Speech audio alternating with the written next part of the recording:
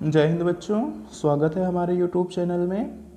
देखिए, आज हम अध्याय 3 दो चर वाले रैखिक समीकरण युग्म में आगे चर्चा करेंगे एक रैखिक समीकरण युग्म को हल करने की बीजगणितीय विधि।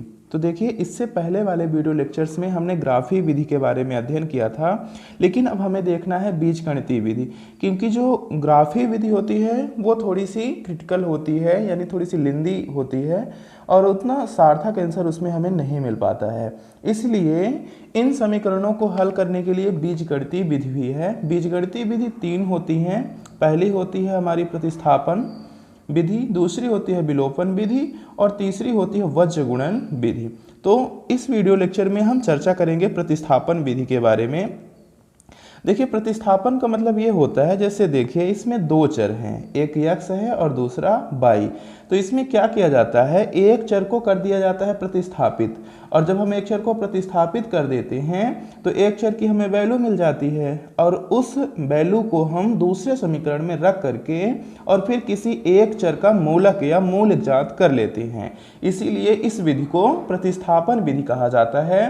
तो आइए हम देखते हैं उदाहरण 7 के माध्यम से। ये बुक में वर्णित उदाहरण 7 है। इसमें लिखा है कि प्रतिस्थापन विधि द्वारा निम्न रैखिक समीकरण युग्म को हल कीजिए। तो हमारा यहाँ समीकरण है 7x - 15y = 2, यानी 7x - 15y = 2।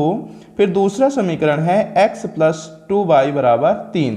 तो देखिए, इसमें किसी एक समीकरण में से एक चर को हमें कर देना है प्रतिस्थापित।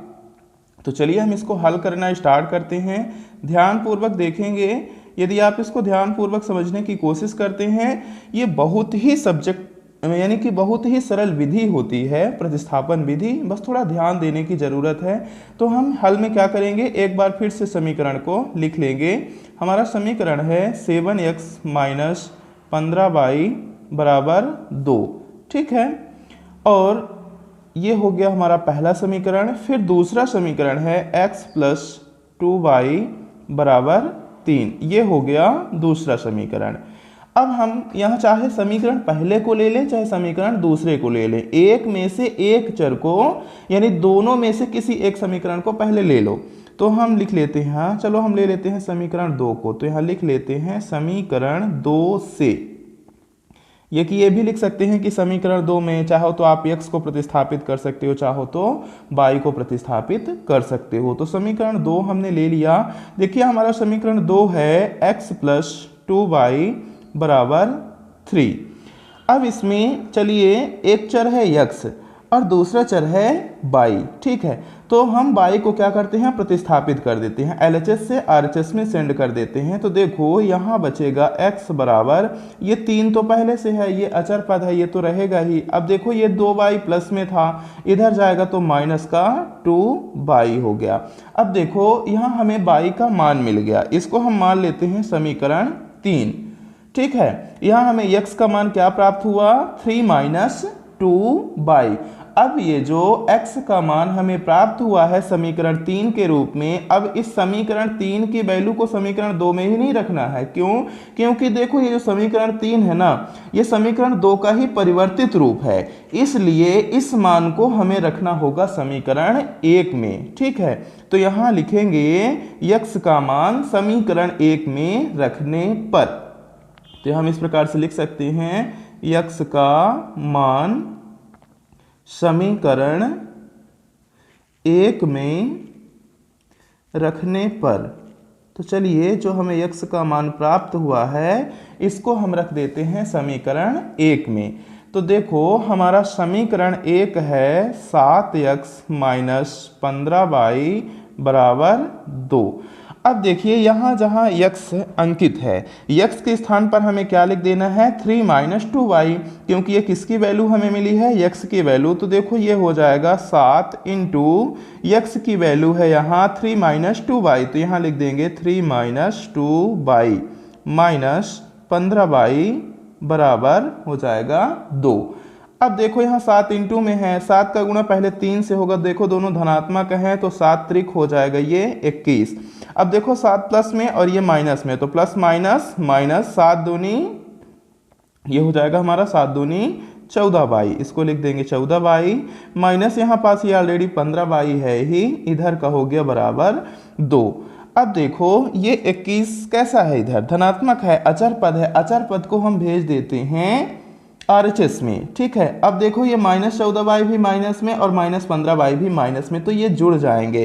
तो 14 और 15 आपस में जुड़ गया, तो देखो 14 दूनी 28 और 1 29, तो हमें यहाँ मिल जाएगा -29y बराबर, देखो ये 2 है और ये 21 इधर आएगा, यहाँ प्लस में था, इधर आया तो माइनस का हो गया 21, ठीक है। तो यहाँ हमने लिखा -21।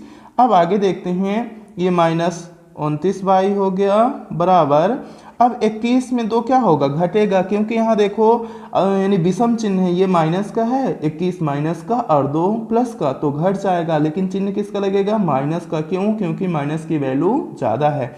21 में जब 2 घट जाएगा, तो 21 में जैसे ही 2 घटेगा तो हमको यहाँ कितना मिलेगा, 21 में 2 घटाने पर हमको मिल जाएगा 19, तो यहाँ आ जाएगा माइनस का 19। अब देखो माइनस से माइनस हो जाएगा कैंसिल, तो यहाँ हमको मिला y बराबर 19/29। तो देखो हमें यहाँ एक चर का मूल मिल गया, यानी कि y की वैल्यू हमें यहाँ मिल गई 19/29, ये हो गया y का मान। अब ये जो y का मान हमको मिला है ना, इस y के मान को हमें रख देना होगा समीकरण 3 में। तो यहाँ हमें एक लाइन लिख देना होगा, y के मान को समीकरण 3 में रखने पर। तो चलिए हम y के मान को रख देते हैं समीकरण 3 में। तो समीकरण 3 है हमारा, देखिए x बराबर 3 - 2y, तो यहाँ एक बार लिख लेंगे x बराबर 3 - 2y। तो यहाँ हमको मिल जाएगा x बराबर 3 - 2y, तो देखो ये 3 - 2 इंटू y की वैल्यू यहाँ कितना है, तो देखो y की वैल्यू यहाँ है 19/29, तो यहाँ हमको लिख देना होगा 19/29। अब देखो यहाँ पास आगे करते हैं इसको हल, तो ये हो जाएगा हमारा 3, देखो ये माइनस का चिन्ह है, ये प्लस का चिन्ह है, ये इंटू में लिखा है, तो 19 का गुणा 2 से हो जाएगा, तो माइनस प्लस माइनस हो जाएगा, और 9 दूना 18 की 8 हासिल 1 आ जाएगी, और 2 1 कम 2 और 1 3, यहाँ पास आ गया 38/29, ठीक है। तो यहाँ पास हम लिख देंगे 38/29। अब देखो यहाँ भिन्न का घटाना है, तो भिन्न का घटाना है, तो हमारा जो एलसीएम आएगा वो 29 आ जाएगा, क्योंकि अब पता है ये 2 अंक का घटाना है, तो 29 का गुणा किससे हो जाएगा, 3 से हो जाएगा, तो 29 का गुणा 3 से कर देंगे और माइनस का आ जाएगा 38, ठीक है। तो 29 का गुणा जब हम 3 से कर देंगे, तो देखो 9 और ये 3, तो 9 त्रिक 27 की 7 हासिल 2 आ जाएगा, फिर 3 दूना 6 और 6 में 2 और जुड़ जाएगा, तो कितना आ जाएगा 6 2 8, तो ये हमारा आ गया 67 माइनस, और यहाँ आ जाएगा 38, ये नीचे आ जाएगा। अब चलो हम इसको आगे हल कर देते हैं, आगे यहीं पास कर देंगे।